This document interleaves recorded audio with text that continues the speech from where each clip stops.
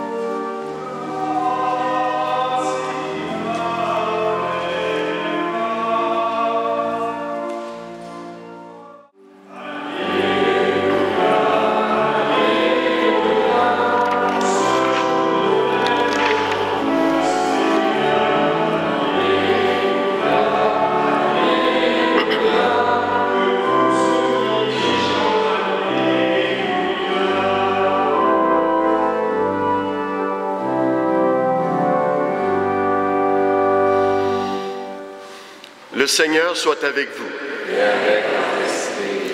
Proclamation de la bonne nouvelle de Jésus-Christ selon saint Luc. Comme la foule s'était rassemblée par dizaines de milliers, au point qu'on s'écrasait, Jésus se mit à dire, en s'adressant d'abord à ses disciples, « Méfiez-vous bien à cause du levain des pharisiens, c'est-à-dire de leur hypocrisie. Tout ce qui est voilé sera dévoilé. Tout ce qui est caché sera connu. Aussi, tout ce que vous aurez dit dans l'ombre sera entendu au grand jour. Ce que vous aurez dit à l'oreille dans le fond de la maison sera proclamé sur les toits. Je vous le dis, à vous, mes amis, ne craignez pas ceux qui tuent le corps, et après cela, ne peuvent rien faire de plus. Je vais vous montrer qui vous devez craindre. Craignez celui qui, après avoir tué, a le pouvoir d'envoyer dans la géhenne. Oui, je vous le dis, c'est celui-là que vous devez craindre. Est-ce qu'on ne vend pas 5 moineaux pour 2 sous? Et pas un seul n'est indifférent aux yeux de Dieu.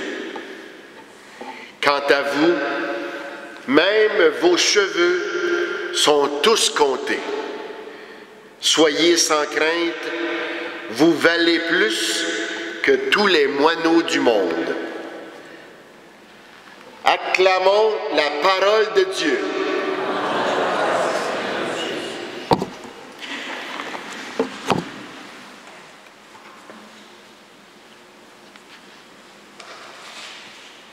Du levain, ça n'en prend pas beaucoup pour faire lever la pâte. Un peu comme une petite parole déplacée peut détruire quelqu'un.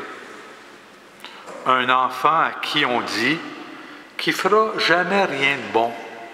Petite parole peut à la longue détruire la vie de cet enfant-là une fois adulte.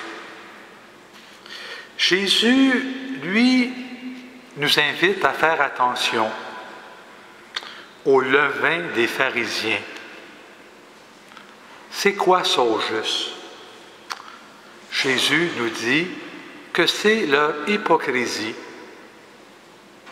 Car être hypocrite pour Jésus, c'est dire quelque chose et faire le contraire.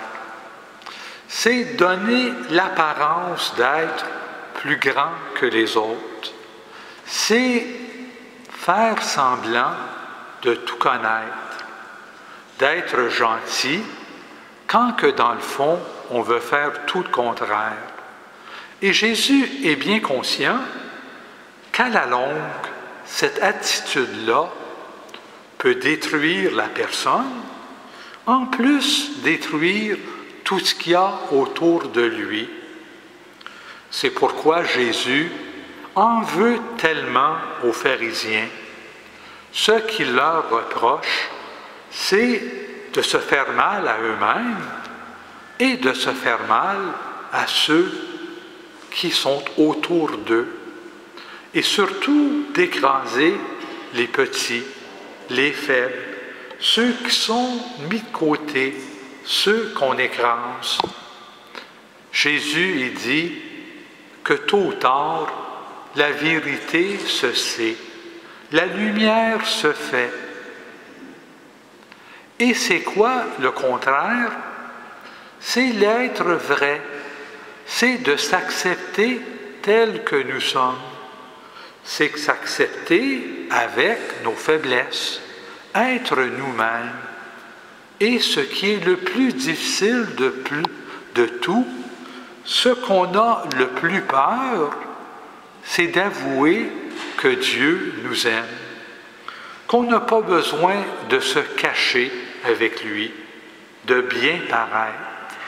On n'a qu'à être nous-mêmes et à nous laisser aimer avec nos défauts, avec nos faiblesses. Regardons Marie. C'est quoi qui fait la force de Marie tout au long de sa vie?